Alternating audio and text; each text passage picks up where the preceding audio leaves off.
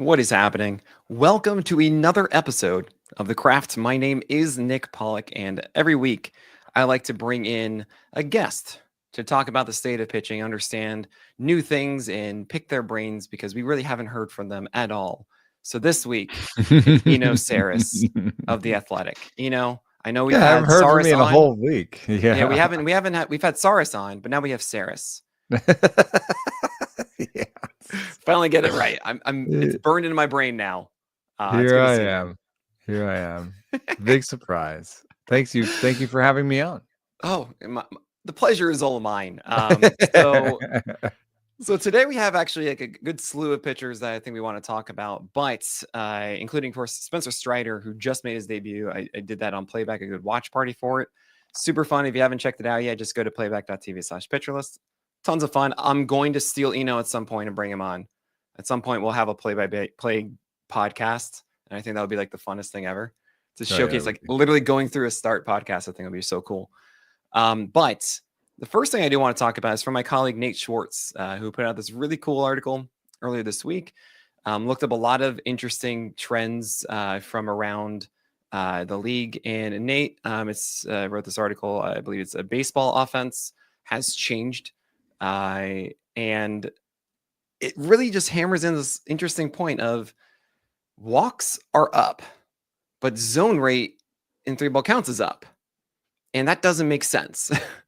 How does that make sense? And the conclusion showcases that pitchers are changing their approach in 3-ball counts. Instead of being afraid of the walk, they're more afraid of the home run, the mistake pitch where guys are sitting on a fastball and they're going to hit that out of the yard. So what's happening is that these non-fastballs are being thrown, let's say that cutter, and that pitch is a strike, but it's in foul territory often as opposed to being in play, which means it extends the at bat. And that means there are multiple pitches that are thrown in 3-ball counts that then leads to that walk, which is interesting. So it's less efficient and more willing to allow a base runner while trying to prevent home runs, which obviously are the biggest swing in a game. And just from a theoretical standpoint there, would you say that is the right choice that pitchers should be making moving forward this year? Yeah, I think the home run is the worst thing that can happen. So, and I think that the green light on 3-0 counts is increasingly there for hitters. Yes, absolutely. And so if the green light is there and you have such poor count leverage that you're not even sure you can get it back to a strikeout, you kind of want weak contact. You kind of start thinking about other ways to get out of that, out of the predicament you're in. So weak contact or a foul ball that gets you a strike seems to be a great decision. There are some weird things going on in the numbers, and I'm glad that this piece was kind of poking at it. Strikeout rate, we've been something that we've been really fascinated with and we've really been looking at hard. It has actually maybe stabilized. Yeah, right. It used to go up every year, and then the last 3 years it's pretty much just been 22.5, 22.6, 22.7. Like it's all right there. You did that. What's that? Because you put out the sticky stuff article. Yeah, that was part of it. They also did like a lot of the rule changes. I think some of the pace stuff, a lot of it was related to wanting to keep strikeouts down. But what you have seen is that since 2015, there's been a fairly steady march upwards in walk rate. I don't know if that's necessarily true. You have a 7.7% early on, and then you have a bunch of 8.2s to 8.5s. Right. And so in 2020, we had a spike of 9.2%. In 2025, we have another spike, 9.1%. It's hard to say that what exactly will happen there. Because if you look across the whole history of baseball, like walk rate's almost always 8 to 9%. So one of the weirdest things.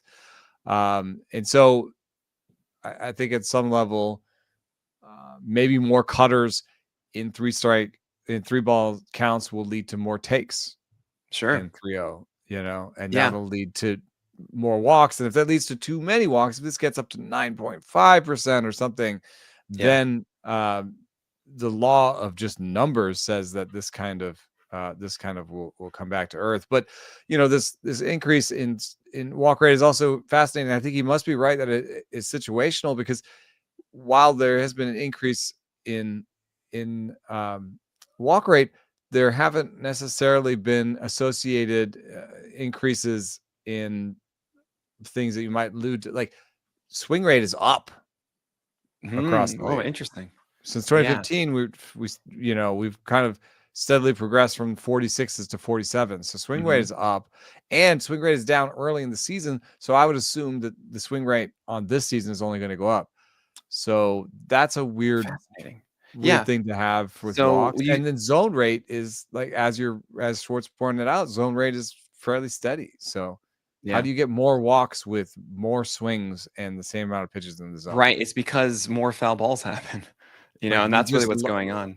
probably then you could look at pitches per plate appearance and just see that Oh pitches man. per plate appearances is through That's the a roof. whole fun rabbit hole of I came up with out percentage.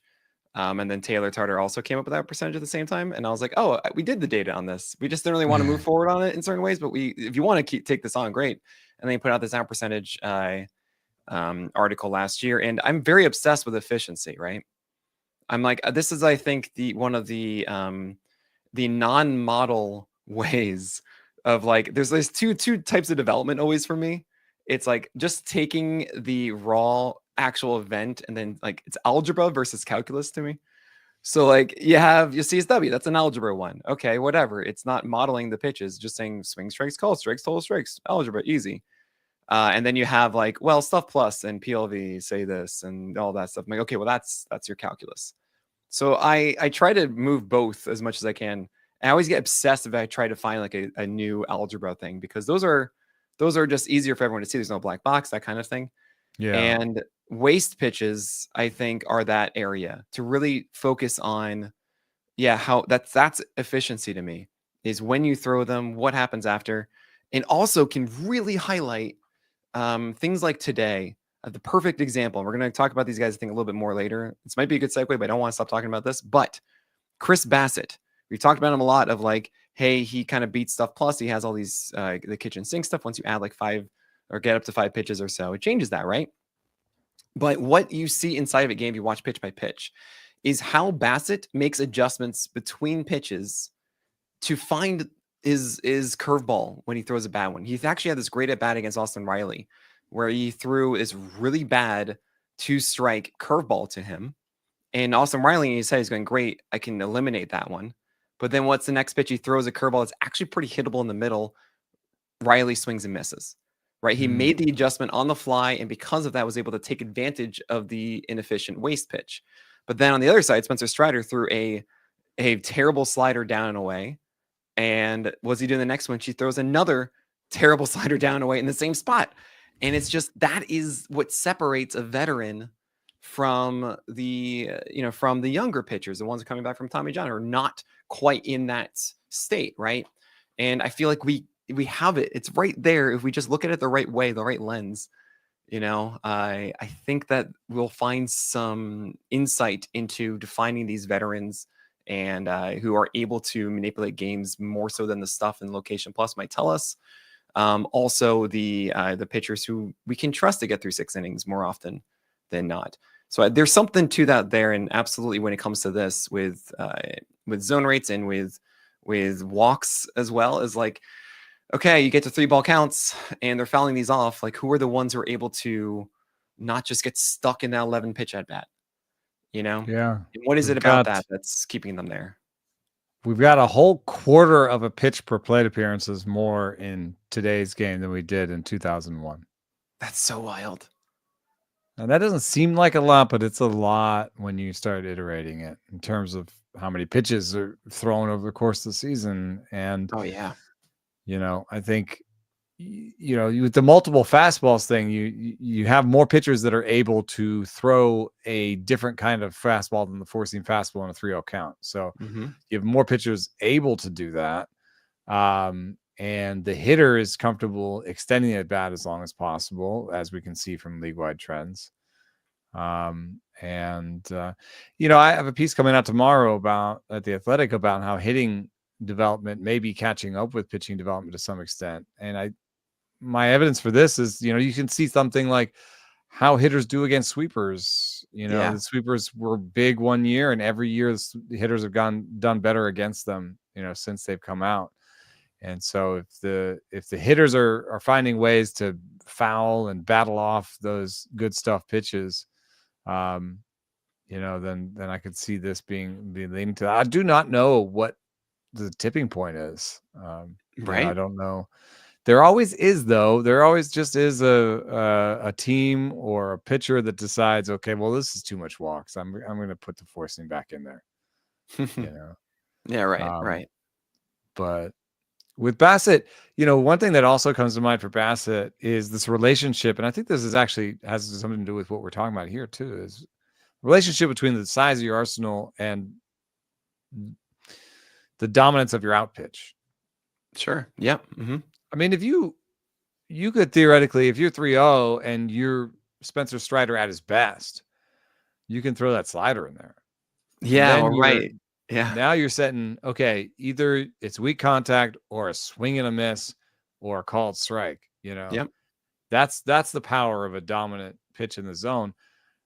I was making the comparison to Tomoyuki Sagano and Seth Lugo the other day, where I said these are guys with tons of pitches. The difference between Tomoyuki Sagano and Seth Lugo is Seth Lugo has an out pitch. Yeah, that curveball. The curveball, right? The curveball is his thing. I don't know that Sagano has a single out pitch. Now I'm looking at Chris Bassett. Stuff Plus says his sinker is his out pitch. Oh yeah, what's interesting? Yeah. Actually, so watching him today, it was a lot. I would say the curve became more of the one today. Sometimes it is, sometimes it isn't. Correct me if I'm wrong. He told you when you were like, yo, curveball's amazing. Bassett, throw that more. And he's like, I need to set it up. I need to, yeah. It's all about contextual. But no, today the curveball really was the pitch for him. And it used to actually still be the best pitch by Stuff Plus, but this year it's Stuff Plus doesn't love it so much. So maybe he's still searching for that curveball a little bit. Today you said it was better today? Oh, it was fantastic. He actually didn't have it early, or like the first 2 or 3 times, and then he found it, and it really steered him through. I mean, he had 10 strikeouts today against Atlanta. Chris Bassett in 5 frames, 90 pitches. It was the Bassett game and not the Spencer Strider debut game. I will just continue to be wrong about Chris Bassett the rest of my life. Yep, that's how I feel about many pitchers. Bowden Francis. You know, speaking of the Spencer Strider thing today, in the numbers, the changeup looked good. Did it look good to the eye? I mean, only three of them, but one that worked. There was one that he threw that to a lefty up and away. I think it was Rodin. That got an out and a fly ball out, and that was cool. But as far as utilizing as like a pitch that he can pull out and do, that was like that one. Didn't look good, really. Because I say in the numbers it says he killed 300 RPM of spin, and it got more movement than usual. That's great, but it still didn't look that good. Still not. Yeah, Spencer Strider, like good. You have that stuff pitch, but it's not that pitch that you can actually trust against lefties yet. And just to give the quick take on Strider, it was a very strange one because in the 3rd inning, we saw a decline of velocity happening with Strider. It was a rough inning with the Jays. And I actually want you to do something live. And I love when you do this. Go to the Baseball Savant page for Spencer Strider. Okay. And you know this, you go to Illustrator, you can select pitch velocity of a single start, right? You know, you go by game feed and everything, and you have Illustrator pitch velocity, you see the trends. Tell me the moment in his pitch velocity when Vlad Guerrero tried to steal second with 1 out in the 3rd, pitch velocity is going down, and he gets thrown out of second. There's a review, so we get like 3 minutes of a break. Can you see that in the pitch velocity where Strider got the rest that he needed and actually got back on track? Because it is so apparent. And even as it was happening, I'm like, Strider's on, he's on the plank right now. He's trying to get his stamina back. His he's reeling his man on first. It's all going wrong. And then Vlad tries to steal second, gets thrown Oh out. yeah. And you Was see it the was it like the 30 yeah, 30-second fastball he threw? yeah. You see that spike up? That's That's crazy. mid-inning. That's That's literally crazy. because he got the break he needed and was able to throw from the windup again Was he? and recalibrated himself. But was he also? He had runners on. He had traffic. Was it? He Was had it a like man on adrenaline first at that too? point. It was like a jam. It was an annoying inning. He threw this horrible set of fastballs to first to Bichette that was like 94 up and away. That's like, whoa, you can hit this, Bichette. And the first thing he was serving him 97 up and in, Strider was. And then he throws that. Bichette hits an easy double left center field, like a liner that goes to the wall. And then Guerrero gets an easy fastball 95 out and over the plate, and he hits it up the middle for base hits, scores a run. It's 1-0. You can see that his fastball's down. He's not looking good. Okay. Then Guerrero, he gets like an out. I can't remember how, but it was like, oh, all right. Santander Then fly he tries to out. steal second. And he just brings him back into the game. It's incredible. It's insane to me. And so in the Santander, against Santander, he throws 83 mile an hour slider, 85 mile an hour changeup for a ball, 93 mile an hour four seam. Up and away, misses it. I don't know how. And 83 mile an hour slider.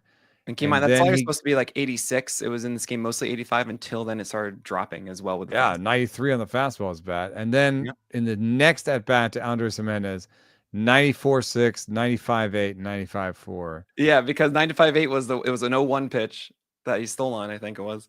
And after that first pitch, essentially steals, redo it. Yeah, but just generally, the velo was slightly disappointing. I mean, he's not. I don't think he's necessarily vintage Strider.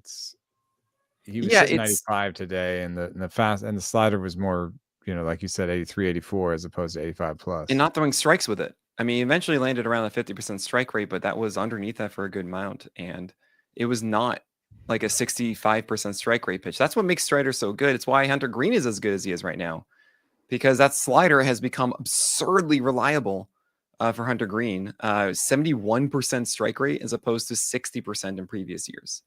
That's the difference. Really, I mean, you can point to also you have an extra 2 ticks of velocity, fine for Hunter Green, but he can't take this leap without throwing strikes with a slider. And you need to have Strider throwing that slider at any point. If you're not doing that, and also you're throwing under a tick or two, because it was 96 and then 95 in his last 2 minor league games. And then this was 95 again. It's a little concerning. So what's the comp here? It's like Dylan Cease or something. It's fastball slider with inconsistent command. Oh man, yeah. The fastball's weird for Strider because it is 7 feet of extension, it is good vert, and it is a good attack angle. So you have like all the things still here at 95 as opposed to 97. 97 is why that like Jack Leiter's fastball essentially. Yeah. But it's worse than that. I don't know. Yeah, it's a strange comp at the moment. I don't have a good answer. I think Cease is a great one. You don't really see too many fastball slider guys anymore. You used to be still like a big wave of them. They kind of gone away. Jared Jones. Yeah, Jared Jones. Because he was always a Strider. I think all these guys we want, a better third or fourth pitch for them. Mm-hmm. So maybe you should focus on the curveball if the changeup is so inconsistent. I don't know. I'd say just throw sliders for strikes, and I think he'll be totally fine if that velocity isn't coming back. But the changeup, as you mentioned, good stuff. It's just you just gotta trust him more. I imagine on the first day back, you're not going to as much, and that's fine. Right. Maybe you can get a foundation now from this and establish it. Where would you put Strider now on your ranks? If you're like, okay, from next start and the rest of the season, do I see Strider as a top 10 pitcher, top 20? 30? Yeah, that's why I was throwing Cease out there, because I had Cease in the top 10, and he hasn't been pitching that well, but all the underlying stuff and Ks and BBs are still there. So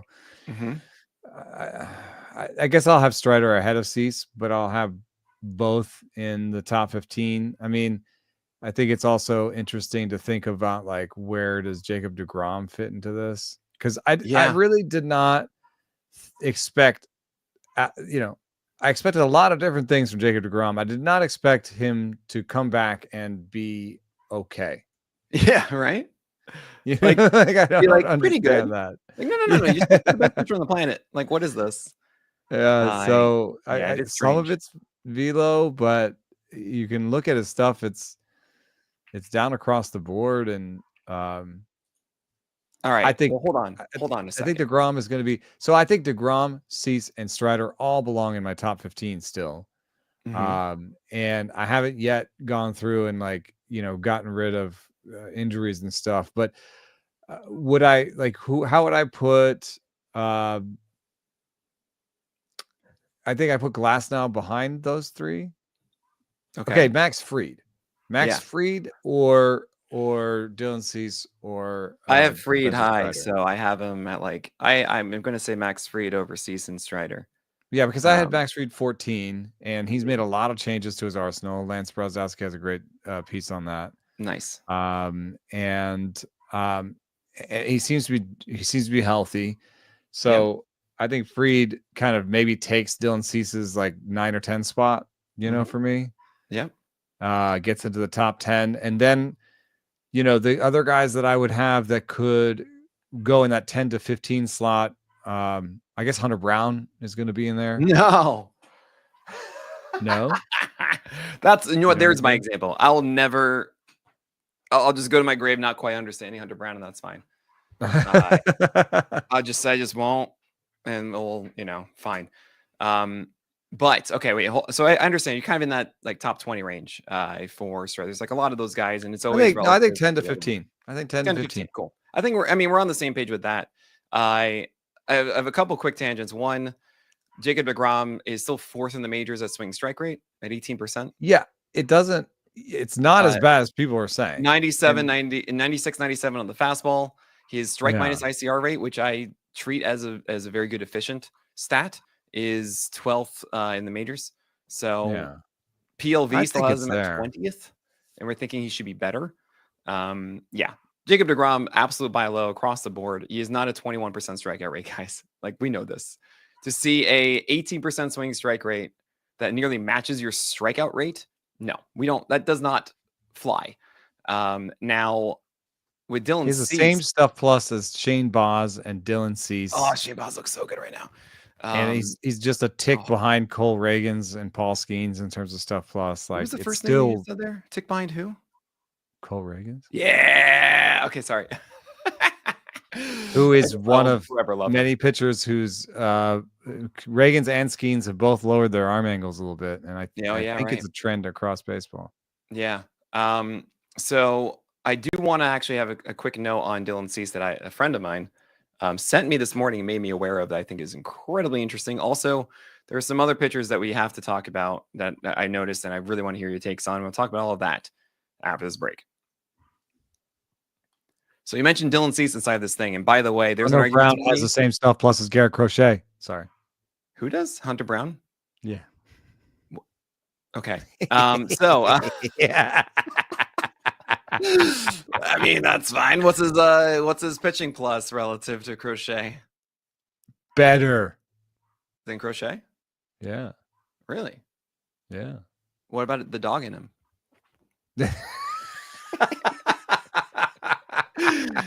Okay, but yeah, sorry, it was off target. I do want to talk. I wanted to needle you a little bit. I don't understand why you don't like Hunter Brown. Because I don't see in his whole arsenal, like, what is his best pitch? Is it four seamer? Because it doesn't utilize it like a hero four seamer. What's his best breaking knuckle ball? curve? What knuckle curve? It's knuckle curve. Yeah. All right. Okay, guys. I want to talk about a different Hunter, because Hunter Green, a better color, is better than Brown. You can make a case that Hunter Green is better than all of those other fastball slider guys. Better than deGrom, better than Cease, better than Strider with the way that he's throwing right now. It's just like it's a dream season for him. He's looked like this since the spring. And one thing I was thinking about too, I was sat on Hunter Green versus Logan Webb. I'm not saying we were wrong, but we were talking about like what's the use of a splitter when he needs a pitch he can throw for strikes. I think the splitter thing sort of made sense for me when I was watching him, because it isn't a pitch he's going to throw for strikes, but he's not going to be good if you just by adding a new pitch and then magically throwing for strikes. He's going to be good because he throws his current pitches for strikes. You know what I mean? Well, Like, right. Well, there that's isn't right. like another pitch he could throw that'd be like, oh, this pitch that you just started throwing, you're going to be really great at throwing for strikes. I like, maybe that's why that we were thinking that might happen. But for him, when he was so dominant, it was fastball, slider. And as soon as you think you know if the fastball or slider is coming, that's when the splitter. So splitter was the third time through the order pitch where he was like, now you think it's slider? You're sitting slider? Oh, I could throw something that looks slider, but actually has like 5 inches more drop. Okay, so I just quickly on that with Hunter Green. This year, that splitter, I'll put it this way. When you think about a splitter, do you think it's going to have a high or low put away rate? That is, when he's throwing 2 strike counts, is he going to get strikeouts or not, right? Would you think that'd be high or low for the splitter? Yeah, it should be high. Right. It should be a Do you think pitch. this is a pitch that he'll be throwing early in counts? That is in 0-0, 0-1, or 1-0, behind when he's not a favorable count, or at 2 strikes? Ahead, right? In 2 strikes? Okay. So this year, Hunter Green is throwing his splitter 77% of the time early and doesn't have a single strikeout on it. So 0% put away rate. Right? Oh, wow. So that to me is I get it though. I see what you're saying. You've said before. He definitely got different. It was different look for the third time of the order. It definitely came out. So that I wish that's one of the things that I've actually requested of like, hey, cool, I want to know like when in starts, like the first third of your pitches, middle, and then last or so, just something like that.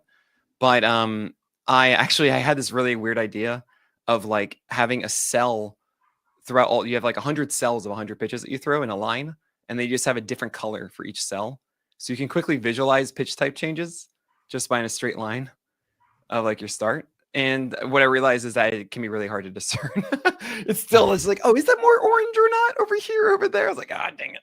I still feel like there's potential there. Anyway, the thing about Hunter Green, you're absolutely right about, yes, adding that third pitch. You generally just get better performance if you have something else the batters are thinking about, even if it's bad. Adding a mediocre third pitch is generally a good thing. I still constantly think about that, and I think you're right about the splitter just getting a little bit more out of that fastball and slider because that's in their mind. 100%. But yeah, I mean, the nail on the head was like, cool, Hunter Green needs to throw more strikes. Oh, the splitter's going to fix it. My whole pushback was like, well, no, that's not going to be the solution. He needs to throw more strikes. I don't know what that is. Oh, maybe just throwing more strikes with the fastball and slider in general is it. And that's really the big thing with him.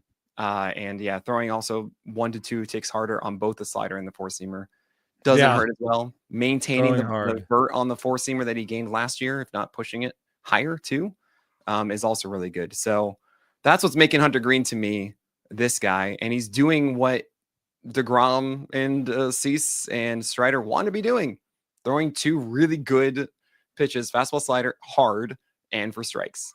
And that to me is awesome. So good to see. He's been such a good rhythm. I'm very tempted to put him like top 10 at this point, Hunter Green, because it's possible it just falls out, but like he's doing it and he hasn't stopped really since the spring. While Hunter Brown, you said that the curveball is his best pitch. Is that right? That's what Stuff Plus says. 4.85 PLV. Okay, that is the cutter, which is actually a slutter. How about the cutter? It's a slutter. The cutter's thrown 6% of the time this year. Yeah, why is that? That's weird for me.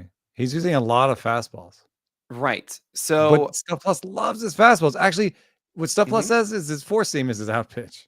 Okay, right. So that's what I thought based on like the based on kind of the results as I'm watching how he gets his outs, or I like to say he's earns his oats, but outs is right there.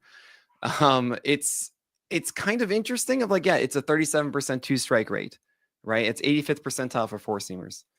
And it's only a 19% put away rate though. It's not this exceptional. I'm a little surprised that it's such a high stuff pitch because I don't really know what getting it from. It's not a great attack angle. It's a 6.7 extension, which is slightly above average. It is 16 to 17 vert, but it's also elevated a little bit because it's in Dakin. Now 97. If you can just sit 97 to 98, I'm like, fine. Hunter Brown's good. I get it. I'm not going to say he's bad if he's throwing 97, 98.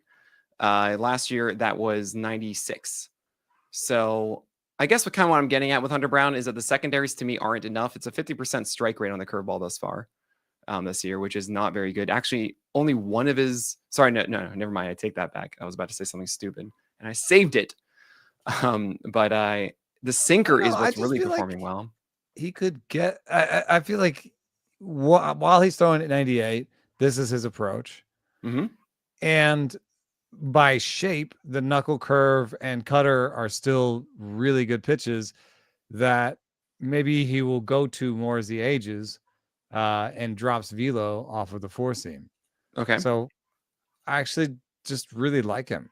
Like I think that yes, there may be some problems in the command right now for the knuckle curve. I certainly see a lot of waste pitches, but that is something that you get more reps on your knuckle curve and your cutter over time, just because you don't throw those that many times in bullpens.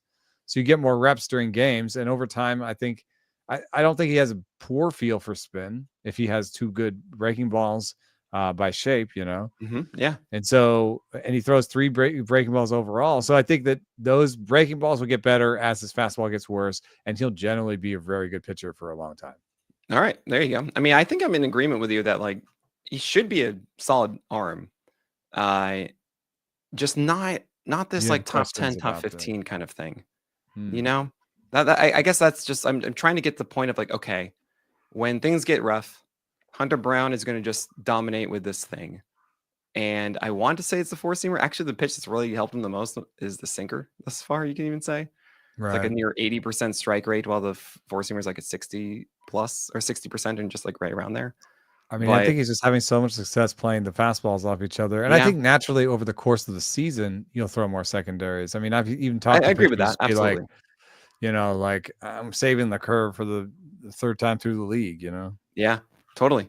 There's also to be said that the last 3 starts that he's had, and he at this first one of the year was fine against the Mets in Houston, but he's been at Minnesota, at Seattle, otherwise called as the T. Oh, he's been set up. He's been set up for success. So a little bit there, and even those last 2 at Seattle and at St. Louis has only been 7 strikeouts in 12 innings, for what it's worth. That might happen though if you're using a lot of fastballs. Yeah, very much so. So like, again, I'm not saying I dislike Hunter Brown. I just, there are a lot of times I just get so excited. I'm like, oh my gosh, this is so filthy. This guy just goes there and just, as I like to use your phrase, the destroyer of worlds. Yeah. Like I see Shane Baz right now. I'm just like, dude, that four seamer is so good. The curveball underneath, he even added a cutter now, and that looks really cool to lefties. And like, oh my gosh, and the slider is just really bad. But he acknowledges that and changes it. Like, oh, that's just so fun to watch and overwhelm. And I feel as if that suggests more of just utter domination, while Brown is like oh, come on, I had the comp in my head just a second ago, and now it's gone. It's like you're Justin Steele. And it's like, oh, okay, fine. Yeah, this is going to be great, but just okay. That kind of thing, I guess, which I hate saying out loud. I'm really sorry, guys. All of those tangents aside, I had actually an interesting thing about Dylan Cease. Dylan Cease, I've always thought of, and he has in previous years, been really good against righties, and the biggest problem has been lefties. He has a slider that obviously destroys righties, a four-seamer that he generally spots better against righties and left-handers. And with lefties, it's actually a little bit worse command. He's a little bit more careful with both the four-seamer and slider, but what that means is that you have sliders out of the zone at times too much, and then you also have four-seamers that fall down and it turns into what I call donut command, which is down the middle or completely like right outside the zone, right? And making a lovely donut of negative space. However, this year, Dylan Cease is doing much better against lefties than righties, especially in the last 2 games in particular. And I just thought that was a fun thing about Dylan Cease that should probably be different. I think it's just a weird noise thing going on that he has reverse splits, because let's be honest, the reason that Dylan Cease has added this changeup and tried to figure all these things out is not because he needed more help against righties, which I don't understand why the sweeper exists, but fine. It's because lefties were always this thing. It's why I keep banging my hand on the table asking for this cutter, as kind of almost tongue in cheek at this point. But it is just an interesting thing. Thank you so much, Alex Fast, for sending me that way. Send that my way. He said, why are you saying this about Cease? He's much better against lefties than righties. Because it's not going to sustain itself fast. It's weird. Well, there's another thing is that the kind of slider that he throws, Dylan Cease throws, is like it can actually have reverse platoon splits. I mean, it's like the Jake Arrieta power slider at times, right? Yeah. He can throw it down and in and just destroy them. And completely, it's a really hard one to be consistent with. So I've seen starts absolutely from Cease where it's just, it's like, oh, I don't have this one today. And then the four seamer has to do all of the work. And I mean, it can be really tough. It's a slutter basically, because it's not a 0-0 Power gyro slider. You say slider. power slider, Power slider.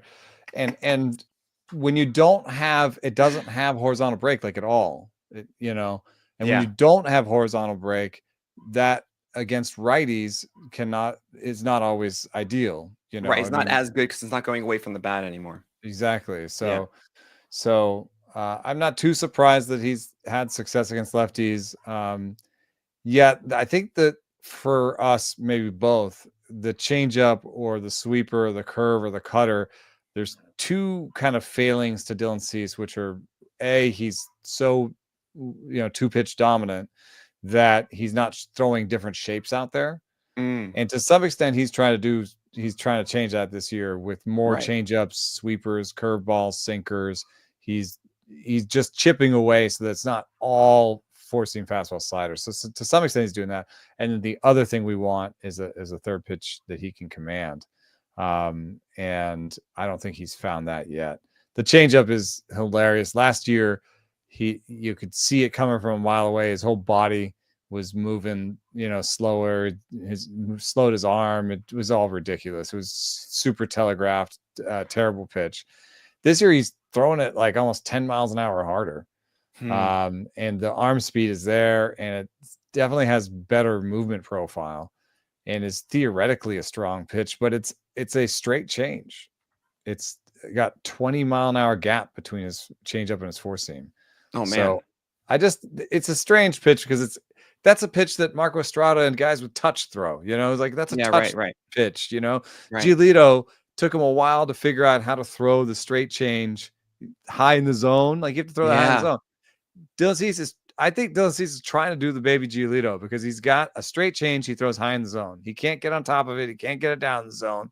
It's a very strange pitch. And if he figures that out, it's theoretically pretty strong, right? Because there's a pitch high in the zone. It is that. It's the pitchfork. Oh, I know. It's so I gave it to you inside private chat. There's a link to Rob Friedman pitching ninja. Yeah, doing all of them. Grips, yeah.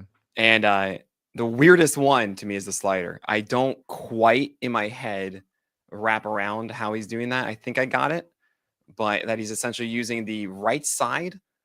So not the outside of his. Yeah, usually you throw a slider along seams, and he's like across. He's going on the right side of the seam, on the inside of that right seam. It looks like at where the knuckle is on the index finger, with the middle finger over it, but it's like so tilted. It really is so strange to me. Like it's like this, Yeah. And I'm holding this in my hand, and I'm like, how do you do this? Or sometimes it's just like, this is really it, isn't it? Oh, he's really on the side of it too, like with the. It's like this. It's like that. So, yeah, that's it. It's like what I don't understand is that's his slider grip, and then the other one, and he has no fingers long as seam in either. Yeah. So for this one, I feel like maybe this is a way to kill spin because you have no fingers. Completely. You're almost splitting it. Yeah. You said the fork with it. Yeah. Right. Yeah. You're just throwing over the top. You can stay on top of this easy because you have. But a slider is about spin, and he must be spinning it somewhere. One of those fingers is on the seam, and that's what I think. I think the index finger, the left part of it, is pulling down on the top of that horseshoe. It's just not. It's also really funny to me. If you remove the knuckle curve and sweeper ball, it's the same pitch. Like it's literally it's a knuckle curve. It's the same pitch. And what's so funny is like, yeah, sure, okay, with the knuckle curve, you want to go this way on the seam, and the other one's on this part of the seam, but you're releasing it in the same way. It's just you're releasing one this way, or sorry, you're releasing it differently. That's the only difference. You're still going in your middle also finger against the seam. Yeah, the seams are different. Yeah, you got to have the seams different. Like one's turned this way, one's going over the top with it, but like It's the same. You can do the curveball grip, but as a sweeper, it's the same thing. You just turn the ball. Yeah. It's just about finding whatever's comfortable with your hand as you release it. And I I mean, the get it, sweeper but is like it's also basically a fun. sideways curveball. Right. Rich Hill's curveball was always a sweeper. I've been saying it for ages. Okay, and then the sinker is a one seamer, which is actually pretty cool. Yeah. That's the other thing I saw with that was like, oh, all right. The four seamer also has that slight cut to it. You can kind of see that, and then this was just so fascinating to me, like how everyone has their feels for all of this. And I'm like, this is how did you get here? How did you like with everything else that we know?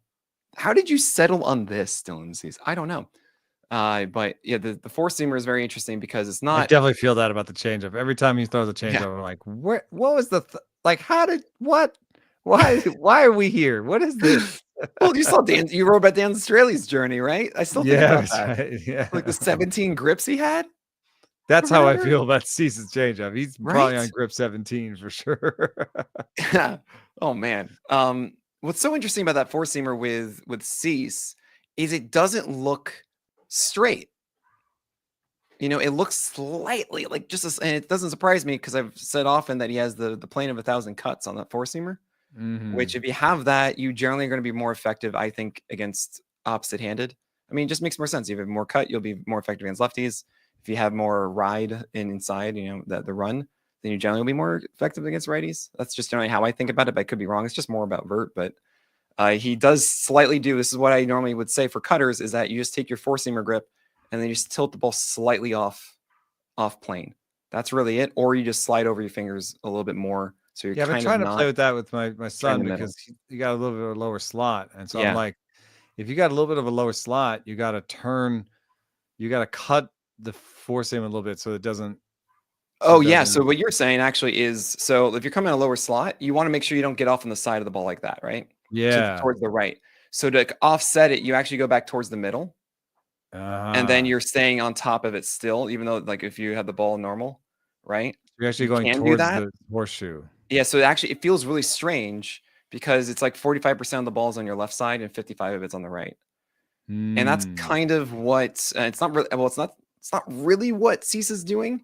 He's just taking, if it's a straight plane of the seams, I mean, you put your fingers on it. He's just putting your fingers down and then tilting it slightly along the axis so that he's kind of off of it. And that will sometimes get you that cut because of how the seams are acting on it. Well, then we're like, well, hold on a second. Let's go a little bit that way. Interesting stuff. Pitch griffs. They're wonderful. That's the craft. Okay. But that was such a fun tangent. I knew we would. I was like, we're going to have tangents. Don't worry about this, That's all I got this. There are two pitchers who are doing interesting four-seamer things. And I need to hear what you think about it. The first one is going to be Will Warren. The second one, well, you're just going to have to hear who it is after this break. So did you notice, Saris, did you notice what is new about Will Warren's four-seamer? The same thing that's new about, his probably his patron saint. Michael King also has added 2 or 3 inches of vertical break to their four-seam fastball. Yeah, there's more. I guess also arm side movement. So just more movement in general. There's one at a lower velo though. Sometimes, using movement can be obscured by the fact that at a lower velo, it has more time to move. So, okay. First start was an 18% swing strike rate in Arizona. That was a weird one with his four-seamer. Second one was 10.5. The third one was 23% swing strike rate in Will Warren's four-seamer. And what is so fascinating to me is not just that he actually located this thing upstairs a lot, not just that he is getting that extra vert on that four-seamer. So now it's at 17 inches of vert, and we're not talking from that first start of the year, 15.4. But his height adjusted VAA in that first one was 1.0. The second one was 1.1. And then the third one went up as high as 1.4. And all of a sudden, this is turning into the best IVB of the year. And also the IVB goes up and it's flatter. And now it's at 93 and upstairs and located. What do you know? He has 7 whiffs on this four-seamer upstairs. And when I think about Will Warren, 7 over 31 whiffs here, I don't think of a guy that can actually get outs on your with the fastball, four seam, yeah. right? Or the four seam specifically, right? Exactly. Yeah, the sinker maybe. Yeah. Sinker in on righties, you could Right. probably get some Yeah, stuff. Yeah. absolutely. Take it back. But yeah, he's not supposed to have this as well. He's supposed to be the 117 bad side. stuff plus on the four seam against the 118. Giants. 117. That Woo! is, Is this time? yeah. I mean, if Will Warren has a four seam that can go upstairs and do well, that changes That a lot. changes everything because he's a Yes. sinker sweeper guy to righties, and he just needs because the four seam, playing like that will make the changeup better. Oh yeah, completely. Completely. Great point. And he doesn't, and also keeps him out from having to throw sinkers to lefties, which that's something that Clark Schmidt has fallen into because Clark Schmidt has a cutter, but you don't want to just throw cutters and curves to four seamer to lefties. Right. And you don't want to be a 2-pitch guy to lefties. Yeah, right. You want to be a 3 or 4 pitch guy to lefties. Yeah. And so Warren with a crappy four seam, he had to be someone to be like, I'm going to throw some two seams to you, even though I shouldn't. I'll throw some high two seams to you. I'll throw some four seams, and I'll just walk a lot of guys. I don't know if you watched Will Warren against lefties early in the season. The first 2 starts, it was like, what is he going to do against lefties? He's going to walk them. That's what Ronel Blanco did actually a bit last year. He's just like, I'm just not going to deal with this. Yeah. Just next one. And there are guys who've gotten away with just walking lefties to some extent, but it's not, I don't think, a recipe for long-term success. No. Brandon Pfaadt does this too, because maybe you're not doing it on purpose, but you're like dancing around. You're not using your best pitches, and you end up walking lefties. This is the first time I've ever been in on Brandon Pfaadt, but I'm in. I mean, I think we talked about last time. He's still doing it, curve and change against lefties now. It's a thing. That's what he's throwing to lefties. He's throwing a lot of them. Yeah, he actually, I think 2 starts ago he threw more because he faced more lefties than righties. He threw more curves and changeups than sweepers in general. Okay, let me see here. Which is just what? I think the changeup took a step back last time, but the curve was very present. If this is just me testing myself live on this podcast, that's a good idea. Okay, so in the last start he dialed it back a little bit. But he still threw 37% of his 37% of his pitches were curveballs and changeups against lefties. Yes, and only before that 10%. It was crazier. It was like 52% in the first 2 starts. Yeah, but I mean that's only because he added sinkers in this one to Baltimore. Like the sweeper is now not the thing that he throws against lefties, and I think that's really the important thing. That's probably a good idea. And the sinker. That could be a 1-game blip because that could just be. That's one thing I have learned from pitchers is like Landon Rope was like, I'm going to have a cutter, and then he comes in spring training, he throws the cutter a ton, and he's like, I've got a cutter, and I'm like, hey, this is really great. You said you have a cutter, now you have a cutter, and then in the first game he threw 1 cutter. Yeah, right. And I asked him about that, and he's like, well, the only lefty that I was really worried about was Yordan Alvarez, and he loves cutters or something, So I was like, I threw him 1 cutter, and that was right. it. That's like the only one in the Astros lineup too. Yeah, so maybe with the Orioles, they just identified the fact that they're vulnerable to, like, maybe their lefties are vulnerable to sinkers, or maybe they had more righties in the lineup, or no. This is actually 71% strikes and only 1 hit allowed on that sinker in 14 thrown against lefties. Is it any better? That's a good question. Has he just decided like these are okay pitches? Like, I don't know. The curve has a 99 stuff plus right now. The change has an 80. That's fine. I'll put it this way. Pfaadt doesn't need to dominate lefties. Right. He dominates righties. So he just needs to survive. And this has always been the problem, is that you see this volatility at times from Pfaadt because, you get a left-handed heavy lineup, and then, he's going to allow home runs off of that, or it's just not going to be good. But if you can stabilize and just like give yourself a good chance here, we've solved it. We'll see. He's lowered the OBP against lefties this year, so he is walking them less. They used to have a 340 OBP against him, but they still have a 533 slugging against him. He has a 496 career slugging against lefties. So I don't know if it's been figured out, but that could be something. But with Warren, I mean. I think there's a real chance that this is his breakout, and this is what we've been waiting for. I hope so. The one dampener is that it used to come with better velo. So you know, as much as he's figured out his arsenal, and it's a nice wide arsenal. He can be 3+ pitches to lefties and righties. He's sitting 92.8. Yeah. So it's not. I don't think it's going to be dominance. I think it's more like a guy who jumps into the back end of the top 50. Yeah, that sounds, I mean, that's great with me. It's also a good situation in New York. They need innings. We know that. And they certainly have a good win chance. I mean, just remember, this is a guy who did get a win last year at all when he came up in those 6 games, 5 starts, was not good, was really disappointing, even in with good matchups against like the White Sox, for example, just couldn't execute it. And now to see, oh, hey, hold on a second. Here's your first win in doing something that actually feels like you could be a streamer at the very worst and a hold in a 12-teamer. That is very exciting, and it's going to be the thing I'm going to be focused on next time. Sometimes it's like Tyler McGill, where you see 3 good starts of it, and then all of a sudden the 4-seamer and slider command are gone for a start. And now you're just like, uh-oh, I hope it comes back, you know. I'm just going to say this is the Tyler McGill podcast, just so you guys know. Yeah. And every single week, we're going to report to see where we are on him. Well, I'm fascinated by the tease that you gave me ahead of time, which is Luis L. Ortiz is doing something different. I had not noticed that. Is it the increased cutter usage? Nope. What I highly recommend is if you're not on the Pitcher List player page, which I think you would be for this, because this is like the best way to quickly look at trends for what guys are doing in the game log, is you just go to 4-seamer, and then you'll see, okay, cool. Wow, he had 67% strikeout rate on the 4-seamer in his last start. How did that happen? You go to locations, and you realize, oh, 60% high lock, you know. Wow. And what does he have? What does he do? He is so flat. 1.6 height adjusted VAA at 95.96. You're made for high location 4-seamers, Luis Ortiz.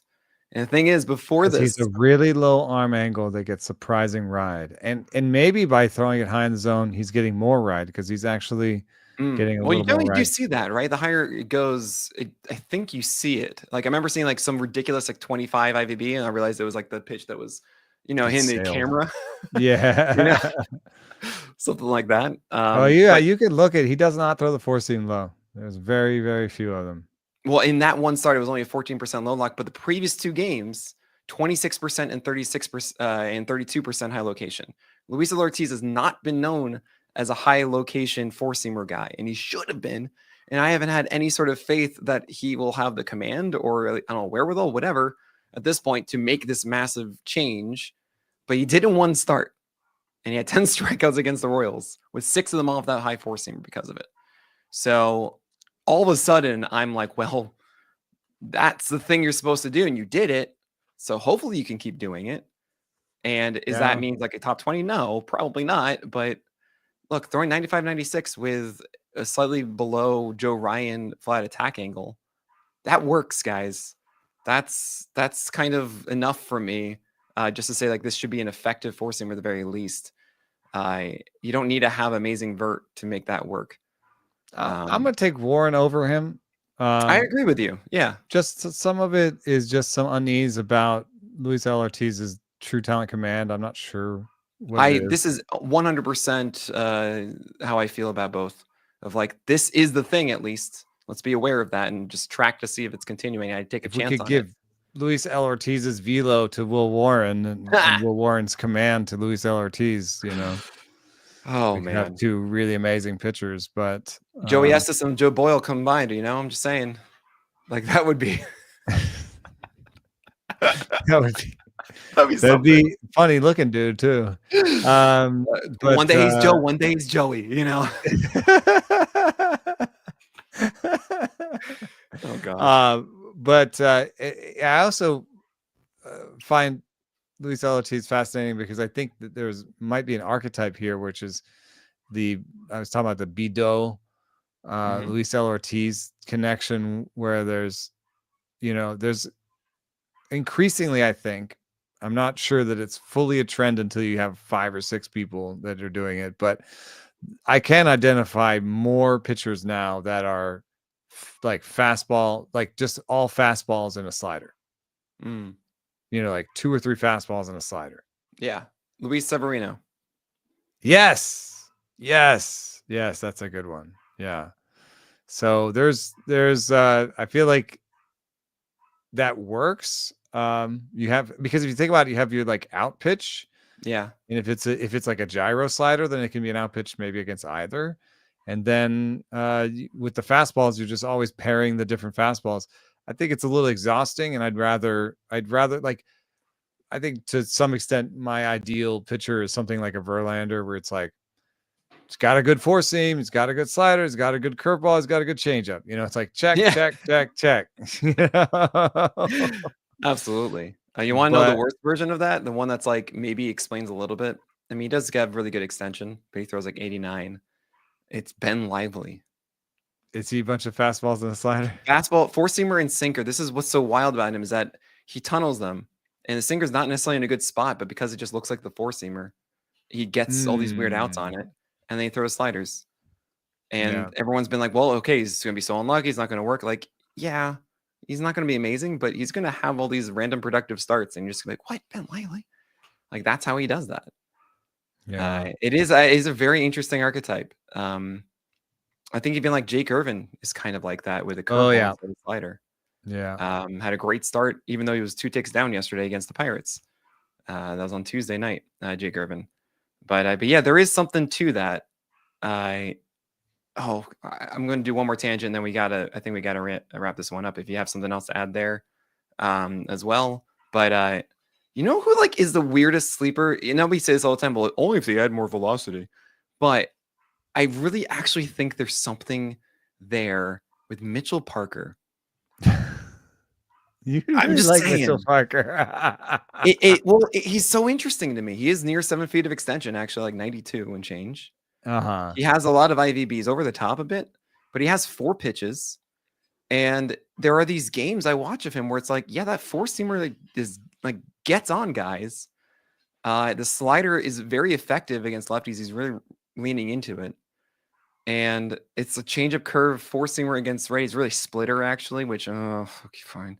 But I hopefully like I can just see how this slowly out of nothing becomes a quiet like 3.5 ERA guy for a year, especially if the command gets more focused or like maybe there's one extra tick of velocity in there to really amp those up a little bit more. But I mean, it's likely not going to happen. I just sometimes see these guys. I'm like, oh, but you're closer than it seems. And I don't know. I'll just hold on to that one for myself. No, I like it. I think I'm coalescing. Like we should do this for another episode, but Mhm. we did this once on the craft, which was I believe it was on the crafts. I mean, or on on Raids and Barrels. We did a thing where we drafted traits, Oh, and that's awesome. so the choice was like like out pitch. You know, ours was a little bit different. I think. Like, no, but I think we had feel for spin, Mm-hmm. command, out pitch, multiple fastballs, things like that. You know, Wow. and I just like that because it shows your values. You know, Mm-hmm. and I think the thing that's missing from Parker, I'm trying to soften on being just a straight stuff. It's not. I can tell you right now, like, oh, Mitchell Parker, no pitches above average by stuff plus. Right. I'm trying to refine that a little bit because there's a wide band of success rates for guys between 95 and 105 stuff plus. Mm-hmm. You know, like there are just guys in that band where it doesn't matter that they have one guy has a 101, the other guy's a 99. You know what I mean? Right. Like the Right. Yeah. Yeah. 99 has 5 pitches in command, or he has an out Yeah. pitch. Sure. You know what I Sure. mean? So but I do think I care about is an out pitch. I think I Mm. want the dominant. I think that I want that one shining Yeah. pitch, and then you can move everything around it. Because when I saw Atlanta Roop for the first time, and I thought he could be a starter, not because he was sinker slider out of the pen, right? Mm-hmm. And yes, the stuff plus was great, but I was like, that curveball alone is the foundation for an arsenal, Yep. and It's and that's he what he reminds did. me of Aaron Nola now Yeah, I mean, because that curve looks like it. he gets a it's not as sweepy a curve as you'd expect from his arm Yeah. slot. Yeah.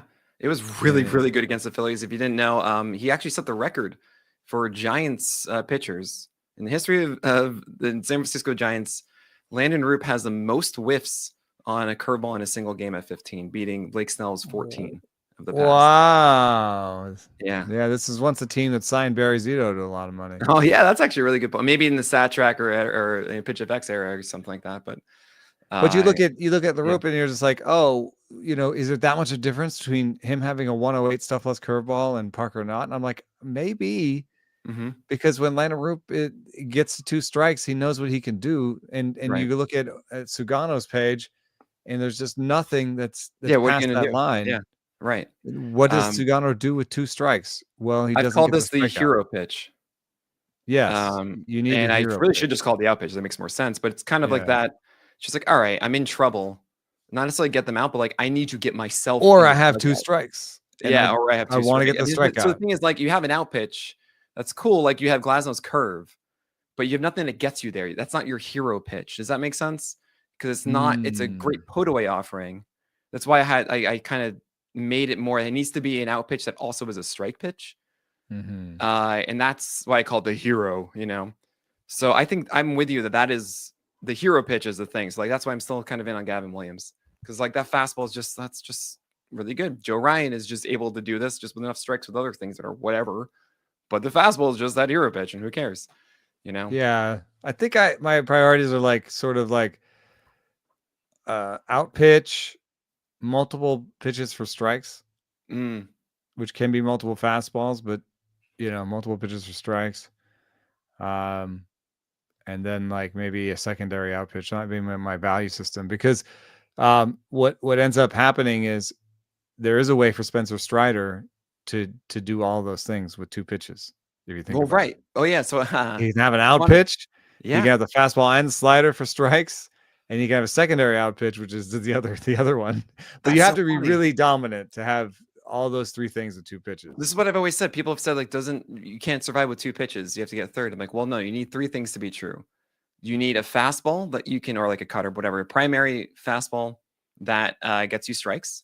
You Yeah. need a secondary pitch that you can throw for strikes, and you need an out pitch. You need a pitch to get whiffs. Yeah. And And you sometimes can that's satisfy that both. with 2 pitches. Yeah, Right. That's what I've but always if you're said Easton about the 3 Lucas, rules, then right? you can't. You're kind of fastball slider, but your fastball slider, I'm sorry, they're not good enough to be Yeah, like right. all of these things, Really, the fastball was the interesting one against the Red Sox, but the Red Sox are just really bad at high fastballs right now. Gosman, also in Easton Lucas and stuff, and that's kind of what's going on there, I think. But what I do Gosman want to resurgence though, dude. The Gosman, velo's well, it's back. so weird. He's not. He in the Maybe he's last just 2 games healthy. combined, he's had 7 splitter whiffs. That's it. Wow, he's doing it at the fastball now. He's It's pitching just all backwards. fastball.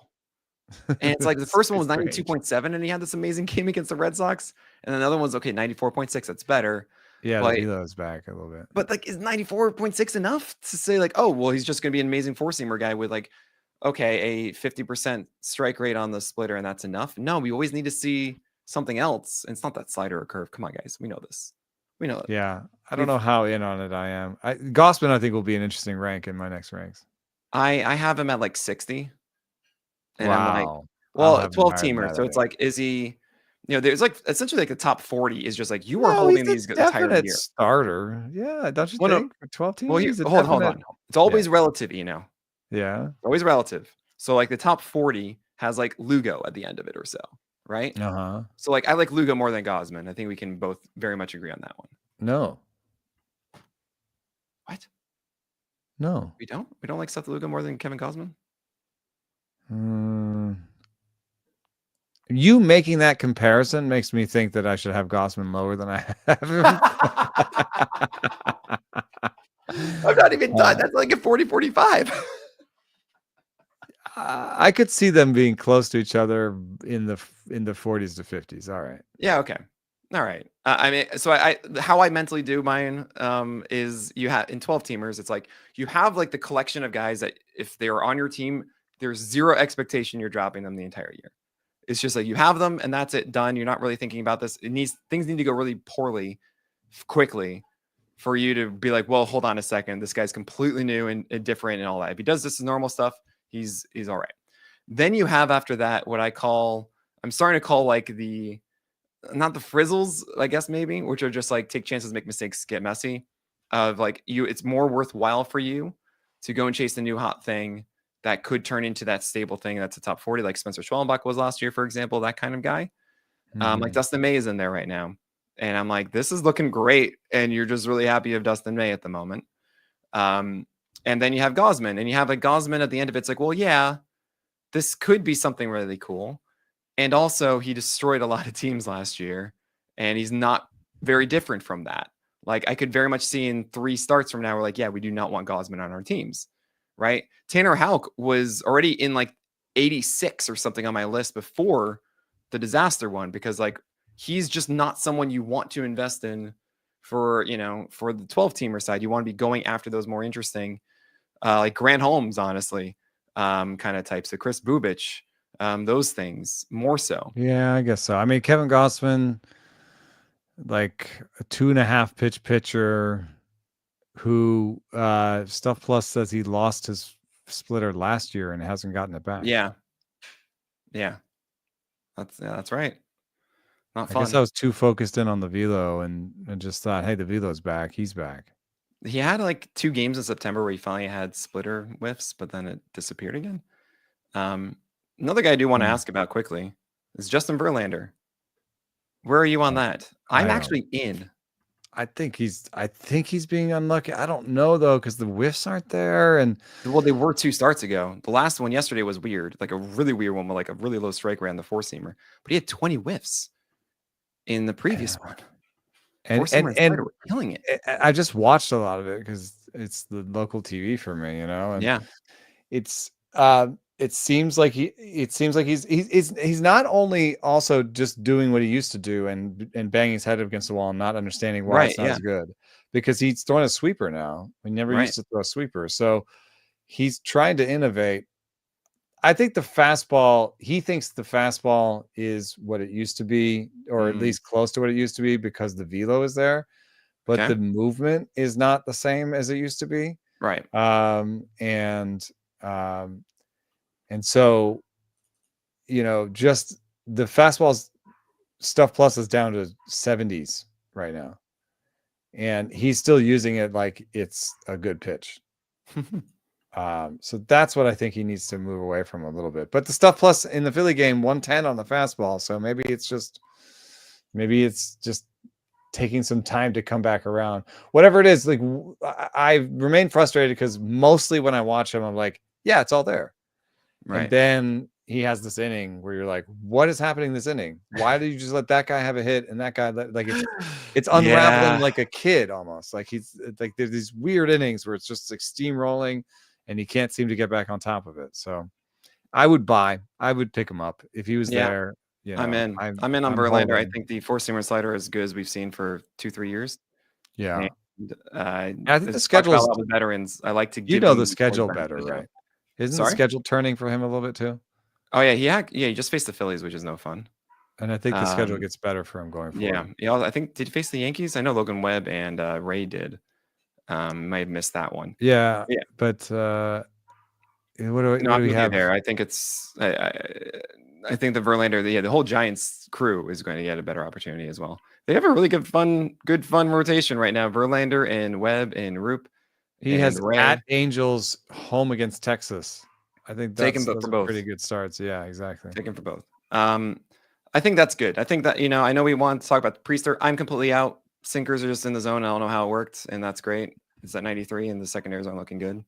I'm out in Priester. Well, he cut his sinker, so it doesn't have as much fade, so it has surprising movement. And he did a lot of things to change the movement profile, and he did push his Stuff Plus up to 99. So like they were good changes. They weren't maybe enough. And it's interesting to see the movement spread between his pitches is very small. It's like it's not one of these things. It's not like a Max Fried. Yeah, right. Yeah, not a Landon Roop. Yeah, it's like a little ball. And I just wonder if that's the case, then maybe these movements profiles are too close to each other where it's not stretching your mind, stretching your eyes. You're kind of like, I can zero in on this little area and the movement's not going to be too weird. It probably is bad for whiffs. Oh yeah, I mean, he had 7 whiffs in 84 pitches. Quinn Priester on Tuesday, yesterday on the 15th of April. He could not land his slider down and away to righties well. The strike rate on the sinker was 81%, while everything else averaged, I want to say, like 50%. 55% Stuff Plus combined. loves that new sinker, so Uh, that's one that's reason so he caught interesting. my eye. Yeah. What do we have for it? PLV says it was great. 530 is really good for a sinker. Yeah. Now does include the location, and against right-handers, I believe he did go inside and jam them, which again, you want to see that for Priester. No, actually, no, he put Yeah. those over the plate and then was away to the lefties. Get out of here. That's so funny. That's he The just left Stuff them over Plus the model plate. just loves the fact that, he throws from a certain slot and Yeah, they expect a sinker with fade, and he actually cuts his sinker. that's so interesting. So it gets less fade than they expect. Yeah. Well, yeah, that's only 16 inches of run as opposed to like 18. Yeah. Is what you're hinting at, which is pretty cool. He does get legitimate sink though. 6 inches of vert is nice. Could I be a mean, that's one actually seamer or something. yeah. Height adjusted VAA. Anytime I see that on a sinker being negative, that's what you want. That's the angle you want coming in. Mhm. But all right, for real this time. You know, We so nice stuck of that you. one in. So nice of you to come on. It's so special every single time. Saris, please tell us what you're up to. I've got a piece coming up tomorrow. Is hitting development catching up to pitching development? Right. And it goes into a lot of the little the weird things that hitters are doing today to develop their style. But basically, the underlying premise is the thesis is that the new hitting stats, the new metrics that we've gotten only since we started Hawkeye in 2020, are allowing hitters to refine their craft in a way that they haven't been able to do before. One way that's obvious is the torpedo bat. You're moving the sweet spot around. Why can you move the sweet spot around? Because now you know exactly where the hitter actually makes contact on the bat, because that's something that you can actually track. Right. And I've noticed that a bunch of hitters are opening up this year in their stance.